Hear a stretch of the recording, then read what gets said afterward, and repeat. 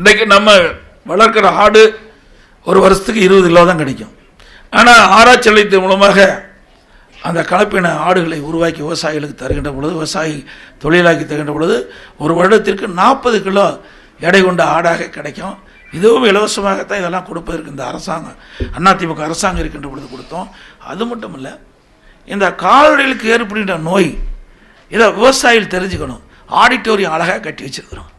விவசாயிகளை ஒவ்வொரு மாவட்டத்துக்கு 2 நாளைக்கு ஒரு மாவட்டத்துக்கு அங்கேயே பேருந்து வசதி, அவர்கள் விவசாயிகள் தங்குவதற்கு வசதி, ஆடிட்டோரியத்தில் அவருக்கு படம் போட்டு அந்த பசுக்கு என்னென்ன நோய் தாக்குது, அந்த நோயுடைய அறிகுறி என்ன, அதை எப்படி குணப்படுத்துறது, இதையெல்லாம் நாங்கள் நடைமுறைப்படுத்துறதுக்கு உருவாக்கி வச்சுருக்கிறோம்.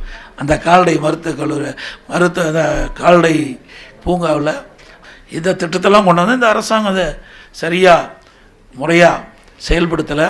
இதெல்லாம் முடக்கி வச்சுருக்கிறாங்க.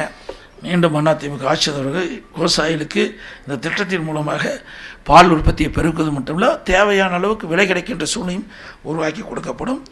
இன்றைக்கு இந்த ஆட்சி வந்த பிறகு என்ன செய்கிறாங்கன்னே தெரியல.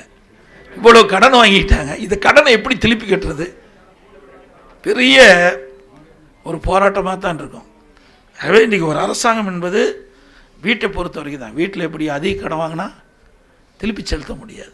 அதனால் பல பேர் எவ்வளோ துன்பத்துக்கு ஆளாகப்பட்டார் என்பதும் நம்முடைய வாழ்க்கையிலே தெரிஞ்சிருக்கிறோம். அதே போல் ஒரு அரசாங்கம் அதே மாதிரி தான்.